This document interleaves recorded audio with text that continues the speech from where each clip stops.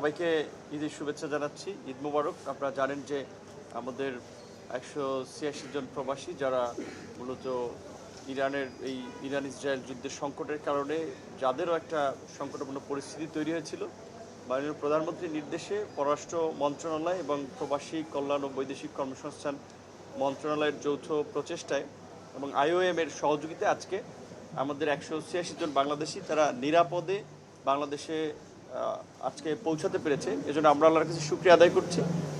আমাদের এই পুরো প্রক্রিয়া সম্পন্ন করতে প্রায় 4টি দেশের এবং বাংলাদেশ 5টি দূতাবাস কানেক্টেড থেকে সহযোগিতা করেছে, যেটা পুরোটা লিড দিয়েছেন পররাষ্ট্র মন্ত্রণালয়। এখানে পররাষ্ট্র মন্ত্রণালয়ের প্রতিমন্ত্রী শামা ওবায়দ ইসলাম, পররাষ্ট্র মন্ত্রণালয়ের সচিব আছেন, আমাদের প্রবাসী কল্যাণ ও বৈদেশিক কর্মসংস্থান মন্ত্রণালয়ের সিনিয়র সচিব আছেন।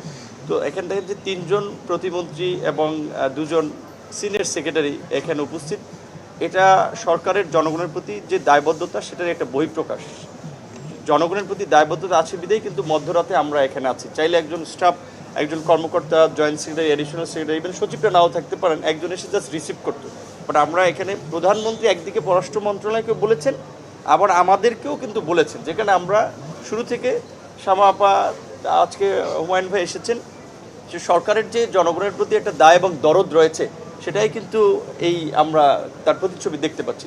আশা করি আগামীতেও সরকার এইভাবেই জনগণের প্রতি দায়বদ্ধতার জায়গা থেকে তাদের প্রতি দরদের জায়গাটা আপনারা দেখতে পাবেন। তো আমি জাস্ট একটি কথা বলবো, আমাদের মন্ত্রণালয় রিলেটেড যে আজকে যারা এসেছেন এখানে IOM সহযোগিতা করেছে বিভিন্ন দেশ থেকে বিভিন্ন দেশে ট্রান্সফার হতে, কিন্তু ফাইন্যান্সটা করেছে প্রবাসী কল্যাণ ও বৈদেশিক কর্মসংস্থান মন্ত্রণালয়ের ওয়েজ আর্নার্স বোর্ড।